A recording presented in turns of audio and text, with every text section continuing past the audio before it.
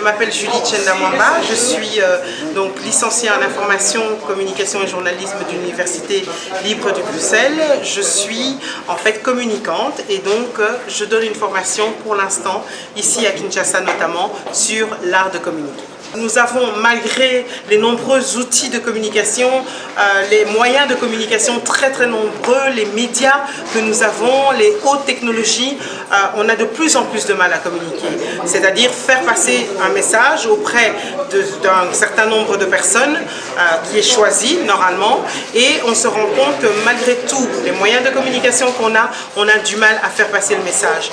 Donc, au travers de cette formation, qui est une formation en 3 jours, normalement, mais ici il m'arrive aussi de pouvoir faire la petite conférence en un jour, je donne en toute humilité des outils qui aident les personnes à mieux faire passer leur message.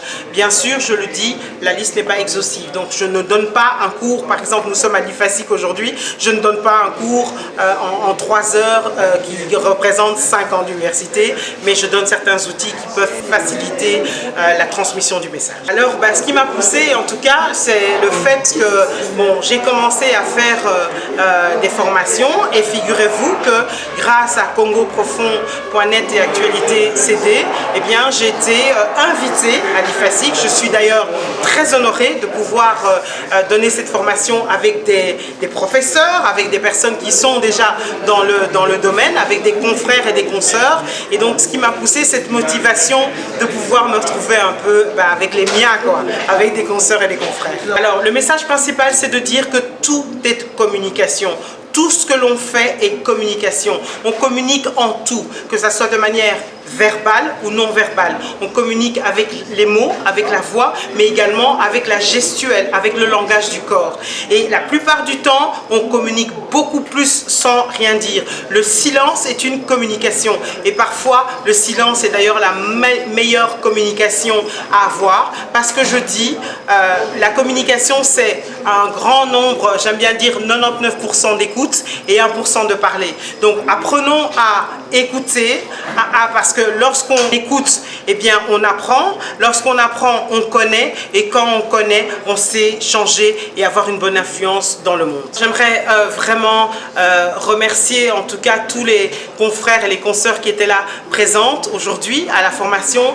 J'aimerais m'adresser à mes confrères et mes consoeurs, les journalistes. En tout cas, je parle des vrais journalistes, ceux qui ont été notamment à l'IFASIC ou dans des autres écoles, qui ont eu la formation, parce que le journalisme est un métier, je le dis haut et fort, c'est un métier, et c'est d'ailleurs un noble métier.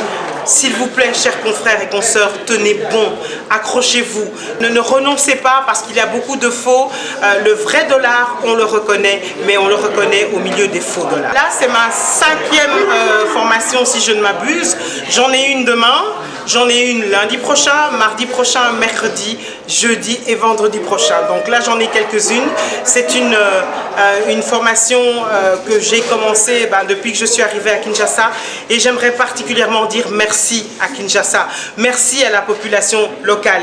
Je sais que les rapports avec les personnes de la diaspora ne sont pas toujours les meilleurs. Il y a eu beaucoup d'a priori, et parfois justifiés, par rapport à la diaspora congolaise, et notamment la diaspora congolaise de Belgique. Mais moi, j'aimerais dire que les locaux m'ont très bien accueillis, sont très réceptifs, et je dis diaspora, sans la population locale, sans l'expertise des locaux, on n'arrivera à rien. Alors oui, nous avons notre part, mais apportons-la à la population locale pour pouvoir faire avancer les choses, parce qu'ils connaissent le terrain que nous, parfois, on ne connaît pas.